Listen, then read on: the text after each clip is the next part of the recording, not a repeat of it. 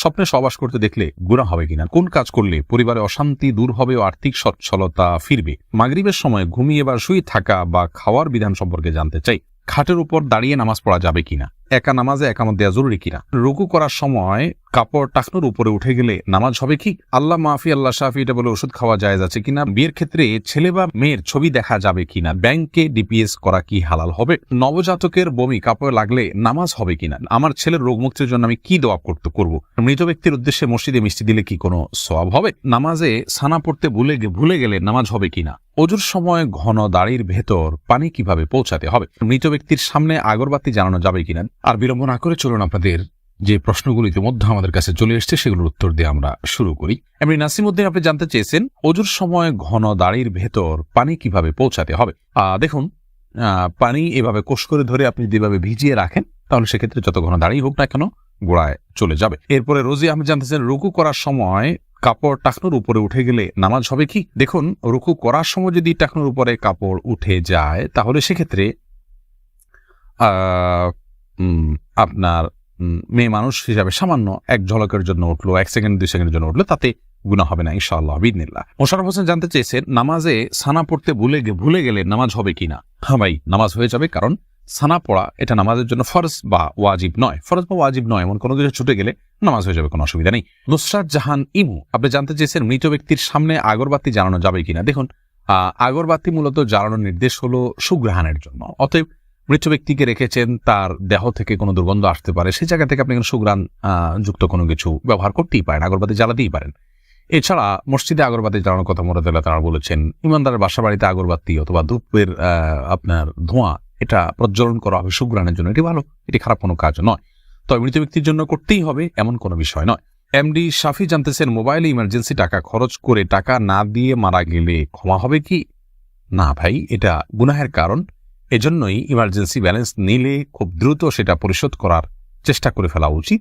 আর সেই সাথে তার আত্মীয়স্বজন যারা আছেন তারা পরবর্তীতে তার দেনা পাওনা পরিশোধের ক্ষেত্রে তাদের খেয়াল করা উচিত। এটা হতেই পারে মানুষের দ্বারা, যদি এরকম হয় তাহলে সেক্ষেত্রে তাদেরকে ওসিয়ত করে যাওয়া উচিত যে আমার দেনা পাওনাগুলো হয়তো সাবধান থাকবে, তাদের পক্ষ থেকে আদায় করলে ইনশাআল্লাহ তিনি দায়মুক্ত হয়ে যাবেন।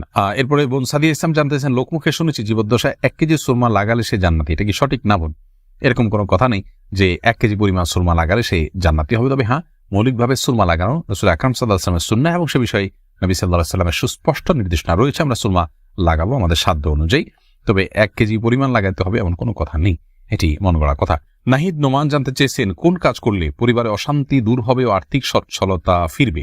ভাই নাহিদ, এর জন্য আপনাকে আমি পরামর্শ দেব 2টি কাজ সবচেয়ে গুরুত্বের সাথে করার, এক হলো দুরূদ শরীফ আর একটা হলো ইস্তেগফার। এই 2টি জিনিস আপনি বেশি বেশি করে পাঠ করবেন। রাসূল আকরাম সাল্লাল্লাহু আলাইহি ওয়াসাল্লামের হাদিস থেকে বোঝা যায় দুরূদ এটা বেশি বেশি করে পাঠ করলে মানুষের বিপদ আপদ দূর হয়, পেরেশানি থেকে আল্লাহ তাআলা মুক্তি নসিব করেন। ইস্তেগফারের ক্ষেত্রে আল্লাহ তাআলা বলেছেন সূরা নূহের মধ্যে ফাকুলতু আস্তাগফিরু রাব্বাকুম ইন্নাহু কানা গাফফারা ইউরসিলিস সামা আলাইকুম মিদরারা ওয়া ইউমদিদুকুম বিআমওয়ালিন ওয়া বানিন ওয়া ইয়াজআল লাকুম জান্নাত ওয়া ইয়াজআল লাকুম আনহারা। এই আয়াতগুলোর আলোকে অনেক মুফাসসিরিন ইকরাম, অনেক উলামা ইকরাম বলেছেন যে ইস্তেগফার বেশি বেশি করলে আল্লাহ তাআলা রিজিক বৃদ্ধি করেন এবং মানুষের রিজিকের অনটন দূর করেন। অতএব এই 2টি আপনি নিয়মিত করবেন, সেই সাথে আপনি খুব সিরিয়াসনেসের সাথে হালাল উপার্জনের জন্য চেষ্টা করে যাবেন, আল্লাহ তাআলা আপনার সমস্যাকে দূর করে দিন। সজল শেখ আইডি থেকে আপনি জানতে চাচ্ছেন ব্যাংকে ডিপিএস করা কি হালাল হবে। শুধু ব্যাংকগুলোতে ডিপিএস করা হারাম হবে, যেহেতু সেখানে আপনাকে সুদ দেওয়া হবে, সুদ ভিত্তিক লেনদেনের চুক্তি আপনার সাথে হয়ে যাবে, সেজন্য। আর ইসলামী ব্যাংকগুলো যদি হয় তাহলে সেক্ষেত্রে বেশ কিছুটা ছাড় রয়েছে এবং সেটি কিছুটা কোনো ক্ষেত্রে এটি সন্দেহের মধ্যে পড়বে, শুবহাতের মধ্যে পড়বে, বাকি মৌলিকভাবে অন্য কোনো উপায় যদি কারো না থাকে এটি নাজায়েজ বা হারাম সরাসরি হবে না, তবে অ্যাভয়েড করতে পারলে সেটাও ভালো, যেহেতু সংশয় বা সন্দেহ সেখানেও রয়েছে। শাহাদাত হোসেন সবুজ আপনি জানতে চেয়েছেন স্ত্রীকে গর্ভবতী অবস্থায় সহবাস করা যাবে কিনা। জি, স্ত্রী গর্ভবতী থাকলে সে অবস্থায় সহবাস করাতে কোনো নিষেধাজ্ঞা নেই। এরপরে ইস্তাব্রো বাণী এই আইডি থেকে আপনি জানতে চেয়েছেন খাটের উপর দাঁড়িয়ে নামাজ পড়া যাবে কিনা। যাবে, কোনো অসুবিধা নেই, আপনি খাট হোক আর ভূমি হোক ফ্লোর হোক যে কোনো জায়গায় দাঁড়িয়ে সালাত আদায় করতে পারবেন।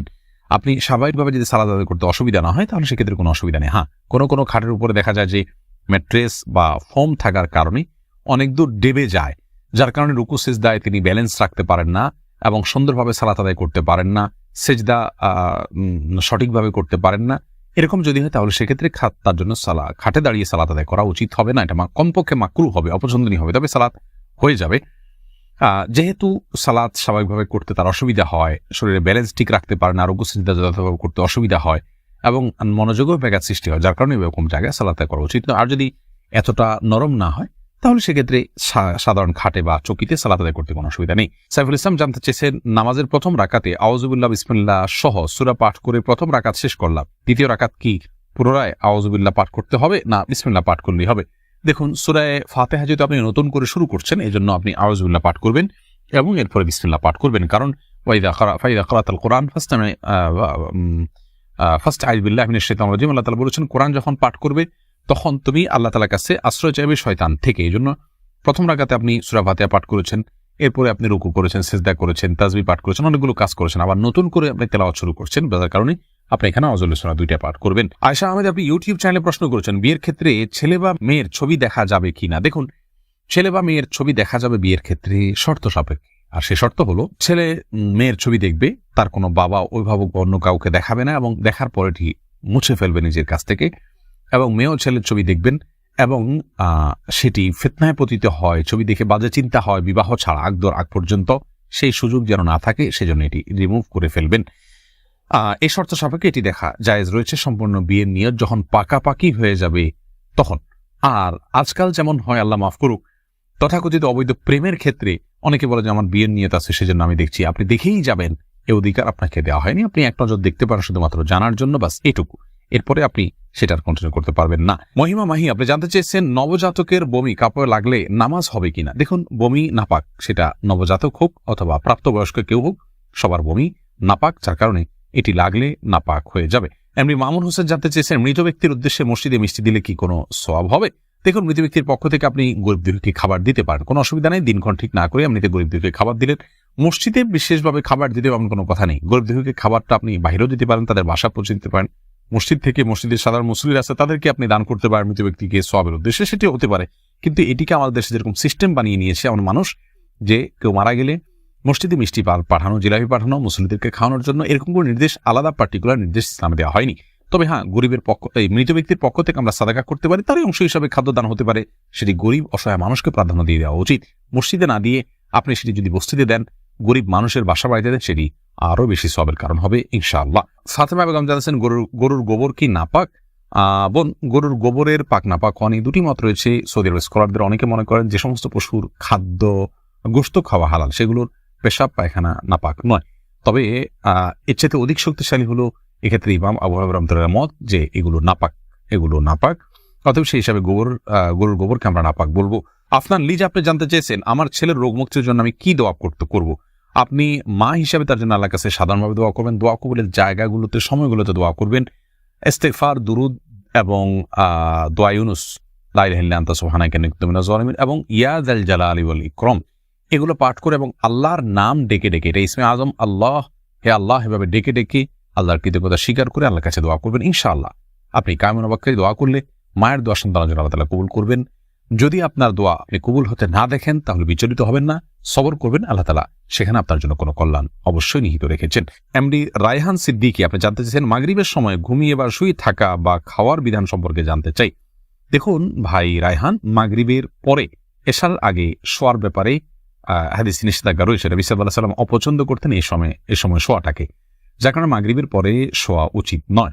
তবে যদি কেউ অসুস্থ থাকেন, শরীরে ক্লান্তি থাকে, তিনি শুয়ে আছেন ক্লান্তির কারণে, সেটি ভিন্ন বিষয়, কিন্তু সাধারণ অবস্থাতে এই সময় ঘুমানো নিষেধ, কারণ এই সময় ঘুমাইলে আপনার এশার সালাত তরক হয়ে যেতে পারে। তাছাড়া সকাল এবং সন্ধ্যার সময়গুলো আল্লাহকে স্মরণ করার সময়, জিকিরের সময় জন্য এই সময় ঘুমিয়ে কাটাবেন না। শুধু সামান্য একটু শুয়ে থাকা, এটা ভিন্ন বিষয়, এটা ইনশাআল্লাহ নিষেধাজ্ঞার আওতায় পড়বে না। সুজন মুখতার, আপনি জানতে চেয়েছেন ইউটিউব চ্যানেলে স্বপ্নে সহবাস করতে দেখলে গুনাহ হবে কিনা? না, এর কারণে কোনো গুনাহ হবে না, কারণ এটি বান্দার ইচ্ছার দিন কোনো বিষয় নয়, বান্দার ইচ্ছাধীন বিষয় নয়, এমন বিষয়ের জন্য আল্লাহ তাআলা বান্দাকে পাকড়াও করবেন না। এমডি সোহাগ খান জানতেছেন একা নামাজে একামত দেওয়া জরুরি কিনা?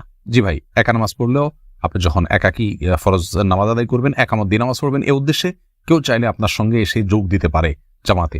আমরা কিন্তু এটা অনেকেই জানি না। কেউ যদি নামাজ শুরু করে দেন একা একা, তিনি যদি জোরে জোরে তাকবীর বলেন ইমামতের নিয়তে, পরবর্তীতে কেউ এসে তাকে টাচ করে তার পাশে